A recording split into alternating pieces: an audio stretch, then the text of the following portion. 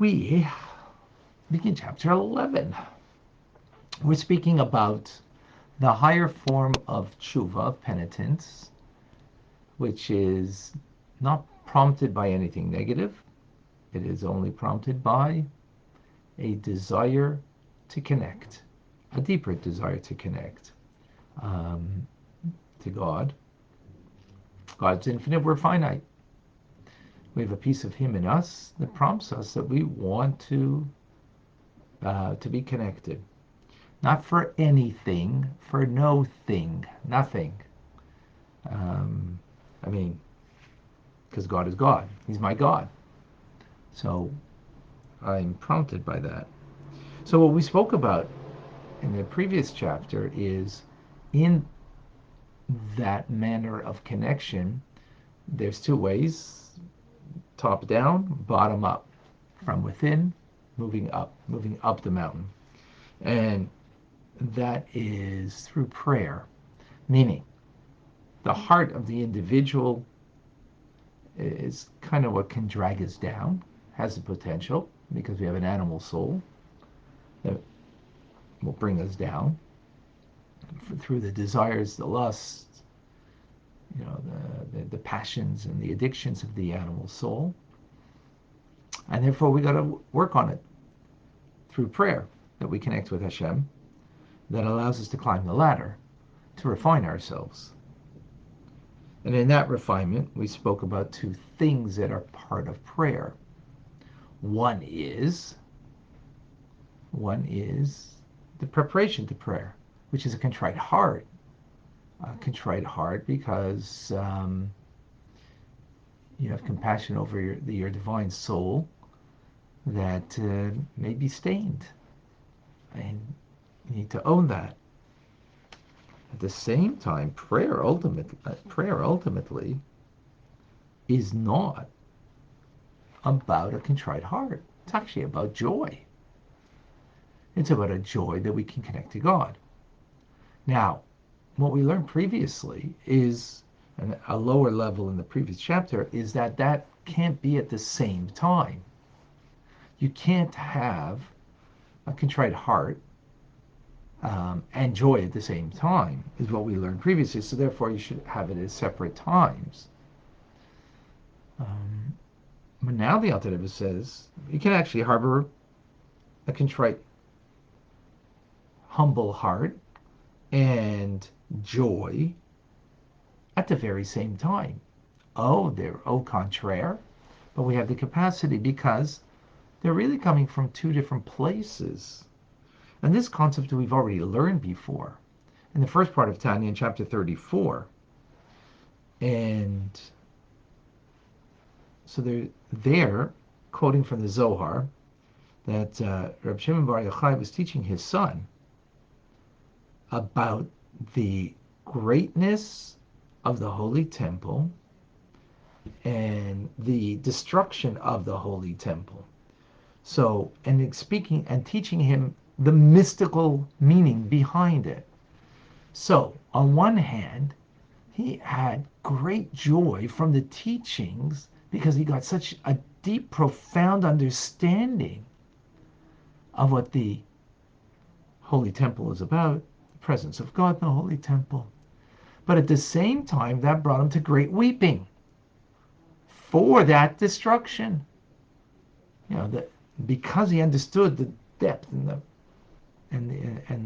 the deeper meaning, that only brought out a greater sense of loss of the Holy Temple. So he had on one side of the heart lodged was a great joy in the deep understanding, and the other side of the heart was wedged a very broken heart, weeping over the loss. And he was able to have both things at the same time. So the Alter Rebbe says, so likewise when it comes to prayer, we can have on one side of the heart lodged in us humility, a contrite heart, based on our animal soul, that our animal soul needs to be subjugated, needs to be broken, needs to be humbled. It needs to be humbled. So we can have that feeling towards our animal soul, and at the same time, great joy that the divine soul can have in my heart, that I'm able now to connect to God, even with the stains of my soul and the challenges and the difficulties that I have, and the things that I didn't yet fix. So I can have them literally at the same time, because they're coming from two different directions. One is addressing the animal soul, one is addressing the godly soul. So both feelings can be simultaneously in your heart. Powerful idea. Well, it's likewise, and again, where do we learn that? Is from the Zohar, that Rabbi Lazar, the son of the Rashbi, Rabbi Shimon Bar Yochai, had from the Torah teachings great joy, and from the actual destruction, great pain. So this is, the Alter said we can have both at the same time. Of course, this is a much higher level to be able to contain these two feelings at the same time, but it is very much possible. Now, the Alter Rebbe continues and says, together with this, we need to have faith and confidence. We're talking about in prayer now. You're davening to Hashem. You need to have faith and confidence. And what is that? To be certain in God that He delights in kindness, and He's gracious and merciful, and as a result, abundantly forgiving. That when one is standing before God in prayer with this great joy and contrite heart from your failings, from the things that you need to fix, so you have those two things at the same time, joy in the opportunity to connect, the divine soul senses that, and brokenness from the animal soul that needs fixing. So in that part of the fixing, we need to have great trust in God that He's abundantly forgiving and atones. He cleanses me, purifies me, erases all my sins. And we shouldn't have the faintest of doubt, the Alter Rebbe says, that God is forgiving. In other words, we shouldn't be forgiving ourselves, because you can't forgive yourself. Well, I'm going to get back into that.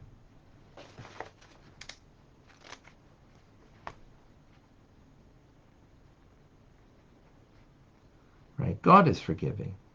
We've done something to Him. Now, of course, if we did something to another person, we need to ask them, but it's not enough to ask them. You also have to ask God, because you've affected Him, right? In the part of the soul in you, and the Shekhinah for what we have done. So, and how do we know that there's no doubt that God is forgiving? Because in the Shemona Esrei and the Amida, that we say 3 times a day, which is what we're learning in the Rambam teachings right now, we say, Slach lanu, we ask God, please pardon us, forgive us, Chol lanu, and then we say, Baruch atah Hashem, Chaynin hamar b'Yisrael, blessed are you, God, gracious one who pardons abundantly. Now, you're not allowed to make a blessing and take God's name in vain. So if we are making this blessing that God is abundantly forgiving, that means He is, no doubt, abundantly forgiving. And therefore, if I truly ask for forgiveness, God will be no doubt forgiving. Not whatever, no doubt at all. Not only that, even if we wouldn't repeat doing other transgressions, and even the next blessing we would be redeemed.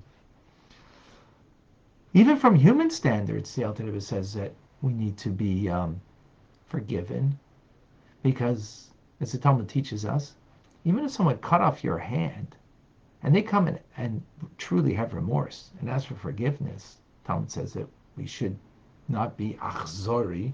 Achzori means, what's the word? Not be cruel, to not give forgiveness. We should be forgiving. We should be forgiving. And as the halacha is, that if someone asks 3 times for forgiveness, not three one after the other, but three in different ways, different manners, you ask for forgiveness, the person isn't forgiving, you're not obliged anymore to ask anymore for forgiveness. As we see from King David said that the Givonim, the Gibeonites, should not be able to enter into the, not be able to convert to become Jews if they wanted to, because King Saul, had killed their people, and when forgiveness was asked for for doing that, they would not be forgiving.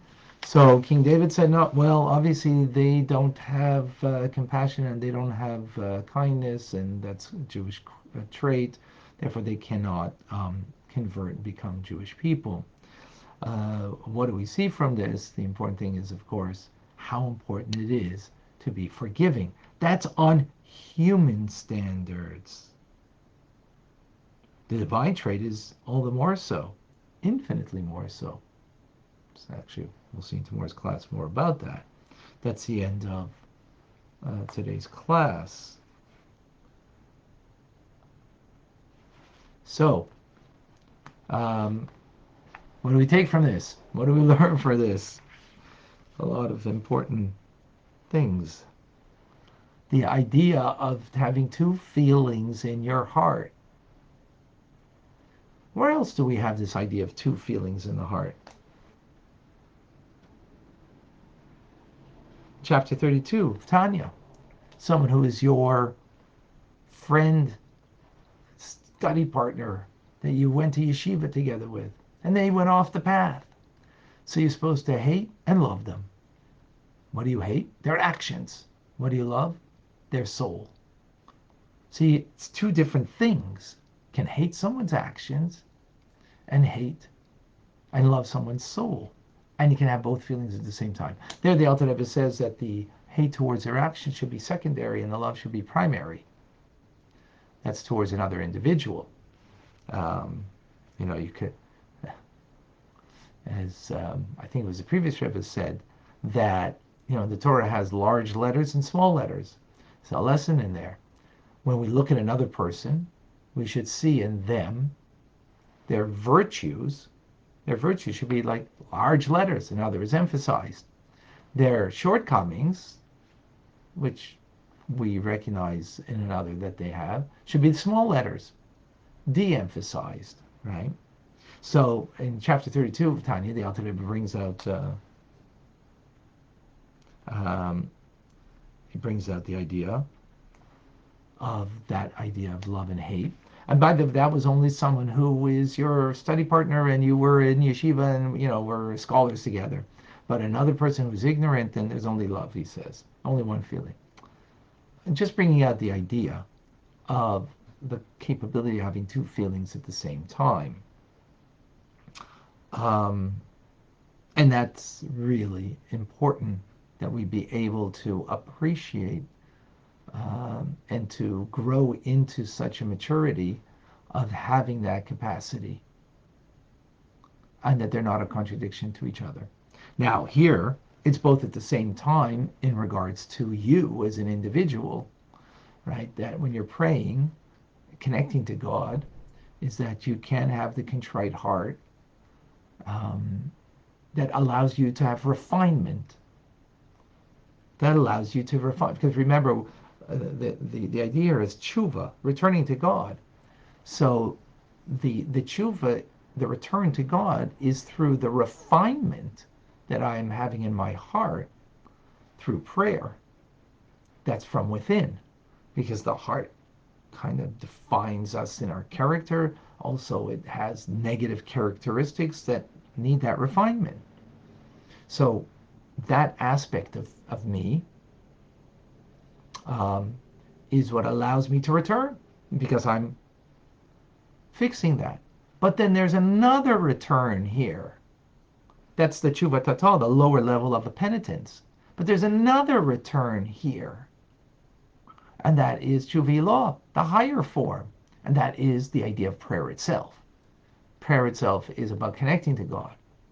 It's not about asking from God. I mean, we ask, but the deeper idea of prayer is about connection. So there's that connection that we're making. That connection that we're making. Why am I making the connection? Because God, it's my God. I want to be connected. There's a passion, a desire to connect. God is everything. Yeah. So, but that is not prompted because if I did anything wrong. So here we have both things coming together. The lower level of teshuvah, the higher level of teshuvah. That allows, and both of them are living in me at the same time. That's very powerful. Very powerful idea. And in human relationships, to be able to have two feelings towards an individual. But here, the difference is there is the front burner and the back burner when it's towards another, right? The bigger letters is emphasizing their virtue. So I had yesterday, dealing with someone who big failing in their life, and but I just saw the big letters, the virtues, and the failing was de-emphasized in that particular instance. So that's the first point that is very powerful that we need to, be able to integrate in our lives. And then the second point that is so powerful. So this idea of, there's just this human need that we are self-forgiving. But that comes because we feel guilty. That's all coming from a bad place, a negative place. That's coming from my animal soul. I feel guilty for what I did, and I don't want to feel guilty, so I got to be forgiving of myself. Well, that's not healthy. I can't forgive myself for what I did to God or to someone else. They need to be forgiving. So the person that I hurt has to be forgiving, and God has to be forgiving. Right? Then, right, the difference is, of course, the prior one of guilt is I feel bad, and I don't want to feel bad. I want to feel good. A human being cannot feel bad. They have to feel good about themselves. Even evildoers, in their mind, they figure out on how to, justify what they've done, right? They did an evil act, but they justify it. Why? Why they justify it? Because I got to feel good about myself. It's, I mean, unless someone's real psychopath. Forget about that. A normal human being, a regular normal human being, needs to feel good about themselves. So, right? So what happens when you feel guilty? So instead of, and we've discussed this previously, instead of facing your stuff, you stuff your face. You stuff your face with comfort food to make you feel good. You stuff your face with Netflix so you can feel good, right? And just not focus on those, on that stuff that you need to own. You're not facing it.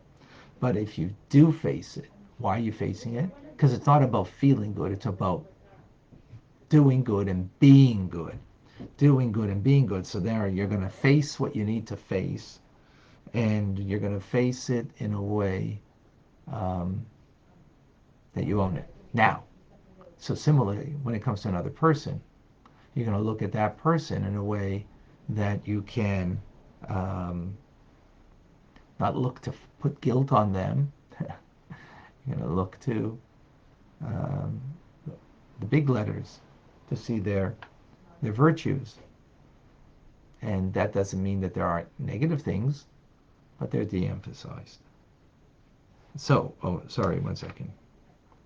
I'm talking about self-forgiving, right? So you're not going to be self-forgiving over here because you can't forgive yourself. But now, the amazing thing in the second point was that if you really own it and you really are asking for forgiveness from Hashem, and of course to the human being that if we've hurt, the amazing thing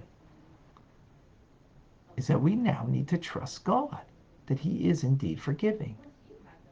That itself is a difficulty because we're always unsure. Okay, we might be unsure because maybe we weren't sincere in asking for forgiveness. But if we are sincere, we now need to know cleansed, forgiven, atone, and move on. And now, if that's what it means, self-forgiving, that's okay. But you're not self-forgiving. You're moving on because you didn't forgive yourself. God forgave you. Why? Because you owned it. That is also a very extremely difficult thing. Why? Because we're self-absorbed, and we want to sometimes be the victim of our self-absorption, and therefore we're not forgiving. Yeah, you're right, you're not forgiving, and you're always hard on yourself. Because it's not about you forgiving to begin with. It's about you asking for forgiveness with a contrite heart, with humility and sincerity. But then just know that God is. It's not about you feeling good. It's about you doing good. Feeling good is the animal soul's desire. Doing good and being good is the godly soul's desire. So you gotta choose. So important is this idea, and just last point of being forgiven, that you're not part of the Jewish people if you don't have that capability. It's questionable if you are part of the Jewish people. So much so that the Gibeonites, King David, did not allow them to enter into the Jewish people because they didn't have that quality. Interesting.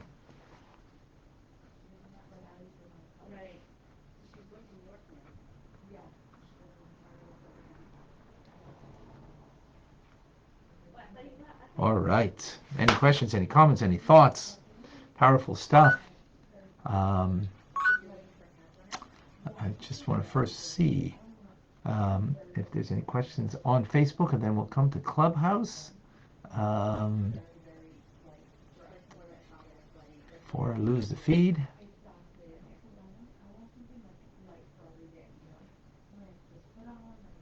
Okay. Davida, how do we know if someone who passed on has forgiven us? Someone who has passed away, and you need to ask for forgiveness. There's an idea of going to their gravesite and asking for forgiveness there. They're in the world of truth. And being in the world of truth, they will for sure be forgiving. We live in a world of lies, as the Talmud calls it. Alma de Shikra. A world of lies means that we can be so confused about things. Oops. Hold on one second.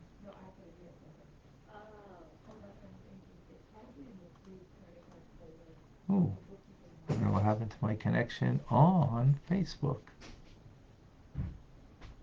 I think I lost my connection. Give me a moment. That is weird. Yeah, I lost my connection. What had happened before? That's not good. Just give me a moment.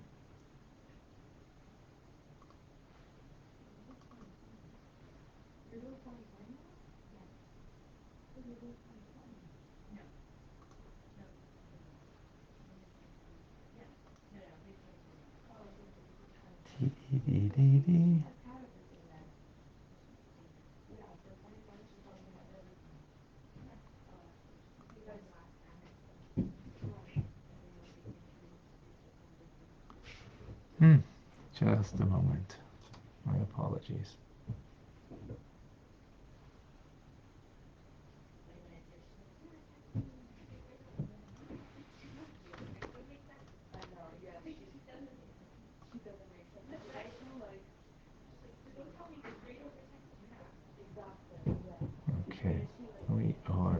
Facebook Live. I don't know what happened there.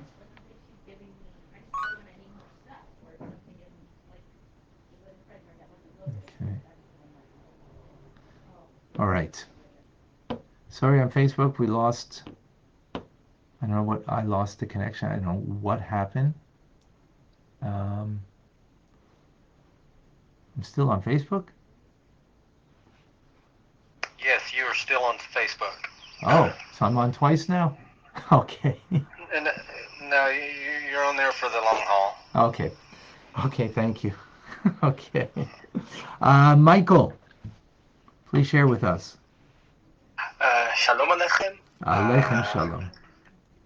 Okay, so I have this question. I even know how. I'm a little nervous, of course. It's more related to the title than to your lecture, Rabbi. Sure. But look, so a couple of days ago, I'm 19 years old, so I'm going to give you a little bit of context. Okay. I can say I'm a proud Jew. I wear my chai necklace all over the place. I wear my kippah publicly, and the tzitzit from time to time. And I go out, and I go to school and to high school like every other 19-year-old. Right. And I get bullied for being Jewish there and for showing my Jewish identity. And there's been hundreds of times where I've, cried myself to sleep. I wondered what I'm doing wrong. Why am I, like this? Is there something I'm doing wrong? Is it, And I feel like it feels like being Jewish is a curse nowadays. And like you said, it's pain on the other side. But then again, when I'm doing mitzvahs, when I'm keeping Shabbat, when I'm, singing all the piruyot that we sing, it's joy. I don't know how to put it, and I was hoping you could kind of guide me through it. Wow. That sounds like a very heavy thing. Try my best over here. Thank you for sharing. So, um,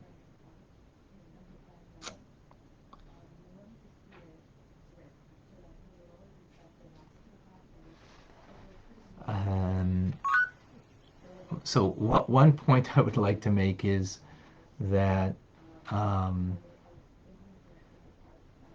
is the pride that you have in being Jewish is when you appreciate and understand the depth of it and the beauty of it and how wonderful it is.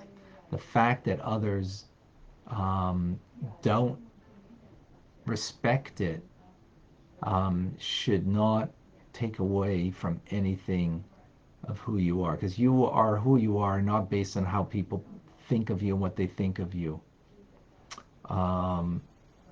So for yourself, you are who you are, irrespective of what people think of you.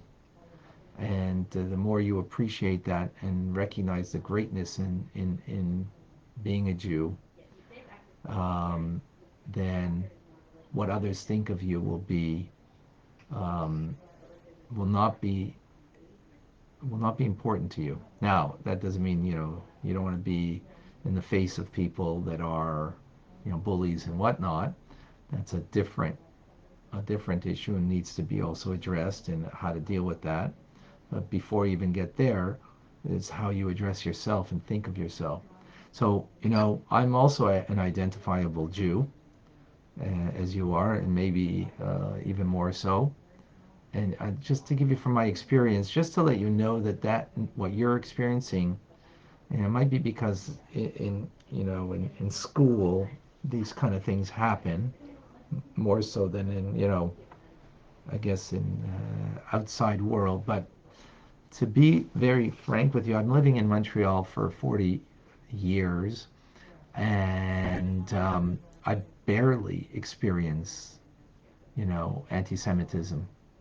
And even when I do, it's from a distance, and it's really not. And it's just such ignorance and such lowness of people that I don't allow that to I don't allow that to affect me in any way, because it's like, you know, they're really ignorant and very foolish. So it doesn't affect me the minimal amount that I've And actually, I experience the opposite, because I think we're coming to an age that the world is, there's two very distinct, things that are happening before Mashiach. One is, very great distinction being made, and the distinction is between light and dark, good and evil, and those who recognize the value of Jews and appreciate them immensely, and those the opposite. So you have that great contrast now. But I think the world is turning around, and slowly but surely there's more and more people who are valuing the Jewish people and Jewish teachings more than ever before. And a testament to that is what we're doing here in learning Tanya, that there are many non-Jewish people who are engaged in learning right now with us. So the first thing is, how you view yourself and how you look at yourself. Now you got to deal with these bullies and so on. That is absolutely needs to be dealt with. How to deal with that? Whether you're going to dealing it through the school itself, or you're dealing it in another way. That I'm not certain. That really kind of depends on circumstance. So that I can't really address properly, because it really depends on circumstance. However, for yourself, into knowing, and to know that even though you may get be pained by people, if you recognize where they're coming from, and how low people sometimes can be, that's not gonna at all affect you in your sense of who you are. Not that it might affect you in in a sense of a physical sense, if there is physical acts in bullying, but in the sense of identity and sense of selfhood, of a surety of who you are. Actually, those things, if anything,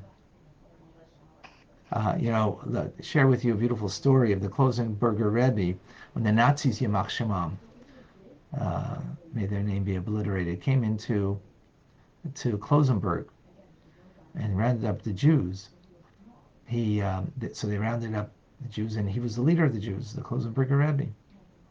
He made it out of the Holocaust and actually passed away a week after Gimel Tammuz in 1994. In any case, so they round up the Jews, and one of the Nazis says, one of the captain says to him, are you the chosen people? Like making a mockery of, And he says, yes, we are. He takes the back of his rifle and knocks him over the head, goes falling to the ground, and he's bloodied. He says, are you still the chosen people? He says, indeed we are. And he gives him a kick. He says, yes, still? He says, as long as we don't act like you, we will be the chosen people. So know that you are part of the chosen people. And that if you don't act like them, now that doesn't mean you shouldn't defend yourself. You've got to defend yourself. You need to defend yourself. That's a second point that I'm not addressing because I don't know the circumstance. I'm not going to deal with that now, in this public viewing. But know that you are something to be proud of when you are not becoming a low life like some others might be. I hope that helps you, Michael. Yes, thank you so much, Rabbi. You're very welcome. And you can reach out to me, to private message me if anything else I can do to help. Okay? Thank you. Yes, I will. Okay. I really need it. Okay, with pleasure. With pleasure. Heather has a Facebook waiting to be answered. I can read that to you. Sure, please do. Okay. I know, Heather says, I know, oh, that's... No, I know now, so yeah, we'll wait for that. I'm sorry. Not a problem. Diane has a question. Diane. Diane's question is, what if the person who has passed was cremated? How do you ask for forgiveness then? Oh, so then wherever you are, you can ask. You have nowhere to, yeah, you don't go to their gravesite. They don't have one. Yeah, they don't have one. So that's wherever you are, you don't have to go. Matt, please share with us. All right, good morning from Chicago. Good morning. So I was looking at the title. I've been listening in and really getting a lot. It's been great driving to work listening. My question for you is, in terms of pain and joy, I know that, I tend to consider myself an optimist. When bad things happen, I take it in and then I try to bounce back. But I know that that's not as easy for other people. So you have God created optimists, He created pessimists, He created depression. And I guess my question is there any scriptures that talk about, why that was? And I do think there's a beauty in all perspectives, but I'm just curious, why give some people the ability to bounce back and think positively versus having others have negative outlooks on things? Very good question. So the basis of this is interesting, of the different houses of Hillel and Shammai and their perspectives, and that expressed itself in Jewish law. So in mystical teachings, it explains because their soul is rooted differently in the divine. Hillel was rooted in the right side of Chesed, and Shammai in the left side of Gvura. So therefore, Hillel was much more embracing, as Chesed embraces, kindness embraces, and Shammai was much more stringent, refraining, as Gvura is the idea of refrain. So we all come either from the right or the left side, or the middle, which is compassion, and in that there's different variants of that. No COVID variant, but honorable variants of that on the right, left, and center. And our souls come from the various places that therefore give us a certain temperament, a certain natural character quality that can be further developed, and so on. So, and the reason for that is that just as in the teachings of Hillel and Shammai, as the Talmud tells us, Elu ve'elu divrei Elokim Chaim, that both are the words of God, right? So from a holy perspective, right and left are both correct. Chesed and Gvura, yes and no, are both correct in their perspective, in how they view when it comes to, Jewish law. Now, of course, you can only go in one path, so therefore in halacha, which means a path, and what we need to do, you go according to one. But the fact that the soul is rooted in the divine attributes, and we have in ourselves the powers of those powers of the soul, is because there's different paths in that we need to embark and embrace in order to bring the completion of the divine presence of God in this world and in our lives. So we all have that different path as a result, and both are correct paths. Of course, we're talking about when taking the right and holy path, as opposed to otherwise.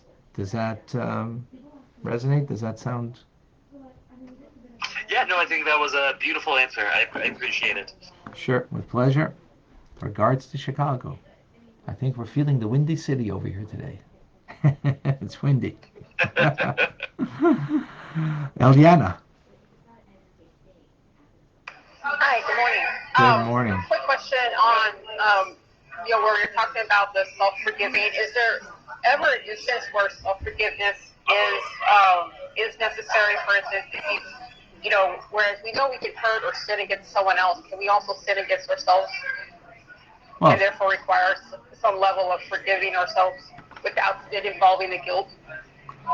I mean, if we've done something to ourselves, that means we've done something to God because we have a piece of God in us, right? So we have a piece of Right. God in us, so we need to be forgiving, to ask forgiveness to God for what we've done to Him, and that piece of Him in me, right? That piece of Him in me, Right. I need to ask for forgiveness. So that so that's what we need to do, as opposed to be self-forgiving. That's a little tricky, as we mentioned earlier. So yeah, forgiveness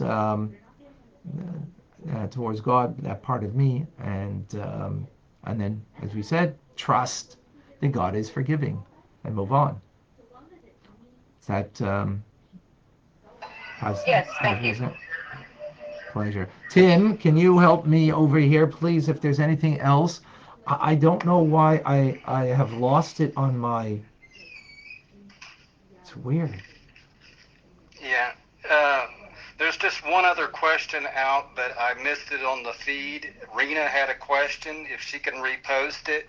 And I do have a couple of I know now. Oh, okay, by the way, okay, now I have it. I don't know how I lost it, but okay, I got it back in front of me. Wonderful, the connection is still here. Great. Okay, so I'll read the I know now. Thank you, Tim. Thank you for helping me over here. Appreciate it. I know now that even if you run from God and even deny our Creator's existence because you have little faith and are in a place of anger against our God, like I did, because I was misguided about God's truth and God's place before. Until you see Him, I am grateful for God's infinite patience and guidance. Beautiful. Thank you, Deborah. All right, that was heavy.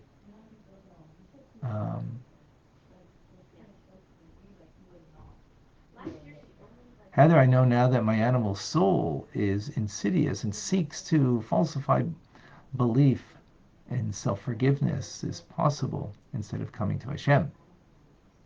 But a BIT, in training, loves the actor while forgiving the act. Oh, okay. Very good. Excellent. Thank you, Heather. That was very good. Excellent. Linda, Levi, I know now that we can address the animal soul with a contrite heart and a divine soul and joy simultaneously. Both the lower and higher levels come together.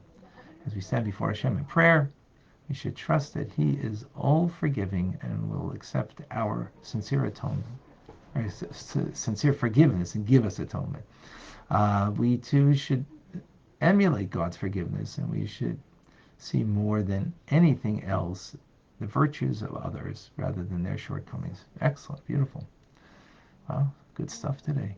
I mean, we always have good stuff, but appreciating that good stuff.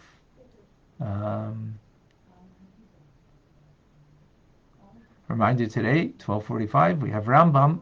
We're learning prayer, about prayer. So do come and join us 12:45 on Zoom, 770-6085, or on Chabad ZK Facebook. Any other questions, comments, thoughts? Thank you, Rabbi. Thank you, Vilma. I really appreciate this. I think it's so important to ask for forgiveness from people and from God, and to truly be sincere and recognize that God is infinitely forgiving and infinitely kind to us. And that inspires me to be that way with other people. And, it's not good to hold any anger or grudge or ill will towards any human being in our hearts. Like, that is not good. I never thought that was, a good thing to carry day in and day out. So, forgiveness is cleansing. It is moving on. It is starting again in your own heart and with God and being right. And it's wonderful. Yeah. Yes, yes, thank you. Thank you. A reminder, we're getting a new booklet for Tanya journaling. Um, you can go to tanyajournal.com for a new edition that will be good for the next 4 months till we finish, actually, books 4 and 5, uh, parts 4 and 5 of Tanya. Looking forward to that, as actually we will conclude this third book on Sunday. Will be a siyum, a conclusion of